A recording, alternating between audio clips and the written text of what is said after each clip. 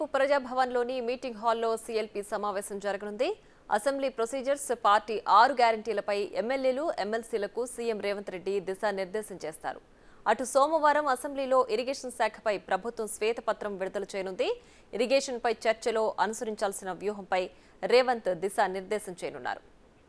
Right, ఇక ఇదే అంశానికి సంబంధించి మరింత సమాచారం మా deputy bureau chief Sadiq live లో అందించడానికి సిద్ధంగా ఉన్నారు. సాదిక్, చెప్పండి, రేవంత్ రెడ్డి అసెంబ్లీలో మీటింగ్ హాల్లో జరగబోయే సమావేశానికి సంబంధించి పూర్తి డీటెయిల్స్ ఏంటి?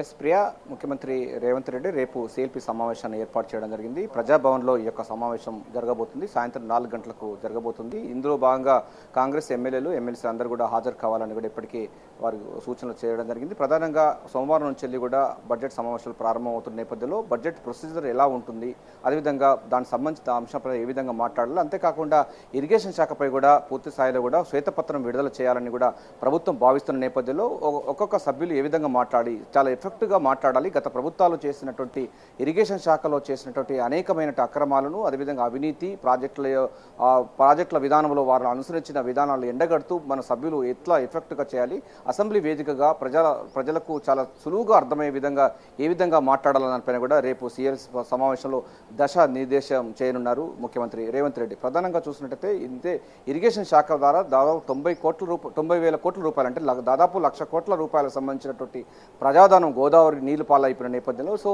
ఆ ప్రాజెక్టు సంబంధించిన అంశాలపైన పూర్తి స్థాయిలో కూడా ఇరిగేషన్ శాఖ పైన మొత్తం 2014 తర్వాత జరిగినటువంటి అటు కేఆర్ఎంబి కానీ, ఇటు జిఆర్ఎంబి సంబంధించి గోదావరి రివర్ మేనేజ్మెంట్ బోర్డు కానీ, లేకపోతే కృష్ణా రివర్ మేనేజ్మెంట్ బోర్డు సంబంధించినటువంటి ఈ 2 ప్రాజెక్టులో జరిగినటువంటి అవినీతి కానీ, లేకపోతే పనుల పురోగతి కానీ, ఇతరత్ర సంబంధించినటువంటి సాగునీటి ప్రాజెక్టులో జరిగినటువంటి అనేక అవకతవకలు జరిగాయనే విషయాన్ని కూడా మనం ఈ విధంగా సభా వేదిక దాకా ప్రజలకు చెప్పాలి. ఈ వైట్ పేపర్ యొక్క ముఖ్య ఉద్దేశం ఏందనిపైన కూడా ముఖ్యమంత్రి రేవంత్ రెడ్డి వారికి పూర్తి స్థాయిలో కూడా ఒక అవగాహన, అదేవిధంగా మార్గదర్శనం నిర్దేశించబోతున్నారు. ఇంతేకాకుండా ఈ నెల 13వ తారీఖు అంటే మంగళవారం రోజు మేడిగడ్డ కూడా తీసుకుపోతున్న తరుణంలో ఆ సంబంధించిన అంశాలు దీనికి ముడిపడి ఉన్న నేపథ్యంలో సభ్యులందరూ కూడా అసెంబ్లీ వేదిక ద్వారా ఎఫెక్ట్ చెప్పినట్టయితే తెల్లారి మళ్ళీ మనం ఎట్లాగో మేడిగడ్డకి వెళ్తున్నాం కనుక దానికి సంబంధించిన సీక్వెన్స్ ఉంటుంది, ఆ తరహా సంబంధించి తీసుకునే లక్ష్యంగా ఉండబోతుంది.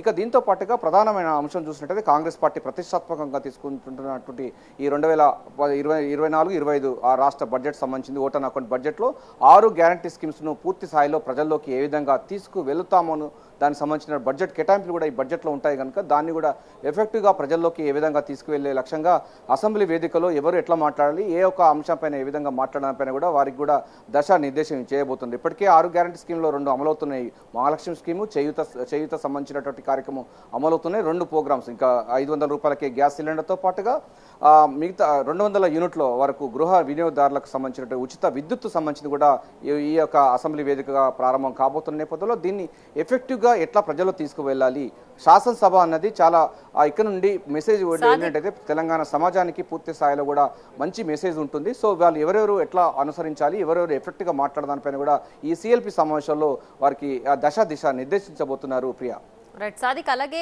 ప్రధానంగా ఇరిగేషన్ శాఖపై రేవంత్ సర్కార్ దృష్టి కేంద్రీకరించినట్లుగా కూడా తెలుస్తోంది. ఎందుకంటే గత ప్రభుత్వంలో చేపట్టినటువంటి ప్రాజెక్టులు, దానికైనటువంటి వ్యయం, అలాగే డిజైన్లో ఉన్నటువంటి లోపాలు, ఇవన్నీ కూడా రిమైనింగ్ నేతలకి సంబంధించి ఎలా వాటికి సంబంధించి క్వశ్చన్స్ అడగాలి, లేదంటే దానికి సంబంధించి ఎలాంటి ప్రిపరేషన్ ఇవ్వాలని కూడా సంసిద్ధం చేస్తున్నారని భావించాలా?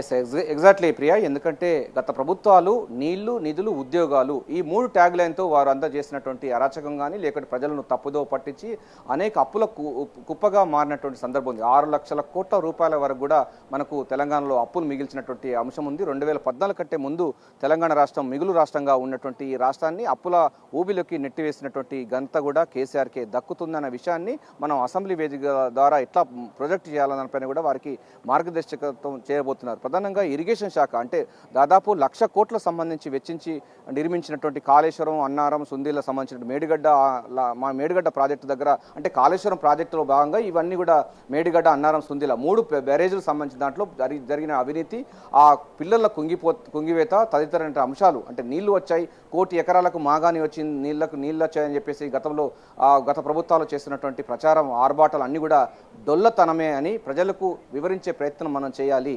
అప్పుడే తెలంగాణ సమాజానికి నిజమైనది తెలుస్తుంది. అంతేకాకుండా మనం పెట్టినటువంటి బడ్జెట్ వాస్తవిక బడ్జెట్ రాష్ట్రం నిజంగా ఎట్లా ఉంది, ఆర్థిక పరిస్థితి గతంలో ఎట్లా ఉండే, తెలంగాణ రాష్ట్రం వచ్చినాక ఎట్లా ఉంది, ఈ 10 సంవత్సరాలలో కేసీఆర్ ఏం చేశారు, ఇప్పుడు మన దగ్గర ఉన్నటువంటి లక్ష్యాలు ఏంది, వాస్తవికమైన దృష్టితో వాస్తవిక బడ్జెట్ ప్రవేశపెడుతున్న తరుణంలో మనం ప్రజలకు అందరికీ కూడా చాలా కుల్లాగా మొత్తం వైట్ పేపర్ లాగా మొత్తం ప్రజలకు వివరించాలి. తెలంగాణ సమాజానికి అర్థం కావాలి. గత ప్రభుత్వ పాలకులు చేసినటువంటి అనేకమైన అప్పులు కానీ ప్రియారిటీ లేని రంగాలకు ఎక్కువ నిధులు కేటాయించి తద్వారా కమిషన్లు దండుకున్న విషయాన్ని కూడా మనం సభా వేదిక ద్వారా సభ ద్వారా తెలంగాణ సమాజానికి చెప్పే ప్రయత్నం చేయాలి. అది కూడా ఎఫెక్టివ్గా చెప్పాలి. ఎందుకంటే గతంలో మనకు 1,00,000 కోట్లు వెచ్చించి ప్రాజెక్టులు నిర్మించినటువంటి పరిస్థితిలో అది ఇప్పుడు నిరుపయోగం మారింది. అసలు మేడిగడ్డ అన్నది పనిచేస్తుందా పనిపైన కూడా ఉంది.